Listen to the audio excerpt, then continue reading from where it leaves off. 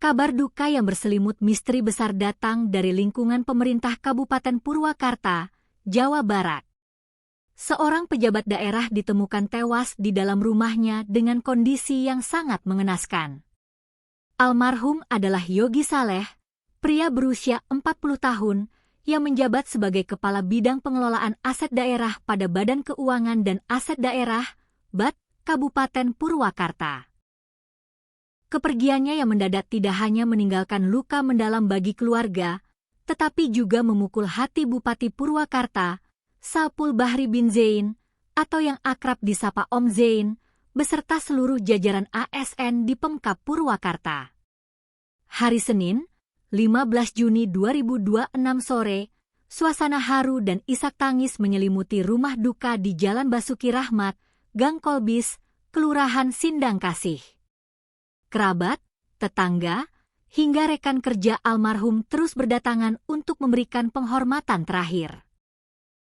Bupati Purwakarta, Om Zain, hadir langsung melayat ke rumah duka didampingi sejumlah pejabat penting daerah. Di hadapan pelayat dan awak media, Om Zain menyampaikan rasa kehilangan yang teramat sangat. Beliau bersaksi bahwa almarhum Yogi Saleh adalah sosok pegawai yang sangat baik, berdedikasi, dan teladan di lingkungan kerja. Namun, di balik duka tersebut, ada sebuah tanda tanya besar yang menuntut untuk segera dijawab. Mengapa kematian ini menjadi misteri besar? Mari kita bedah fakta mengejutkan yang ditemukan di lapangan. Jasad Yogi Saleh pertama kali ditemukan pada Minggu malam, 14 Juni 2026, di dalam kamar rumahnya yang berada di Jalan Patinggi 3, Kampung Karangsari, Desa Citalang. Pihak keluarga, melalui adik korban bernama Eka Yusuf, sejak awal sudah mencium adanya kejanggalan yang sangat kuat. Mereka melihat kondisi fisik almarhum yang tidak wajar dan meminta kepolisian mengusut tuntas kasus ini. Kecurigaan keluarga pun diperkuat oleh pernyataan resmi dari Kasat Reskrim Polres Purwakarta, AKP Imade Purwantara.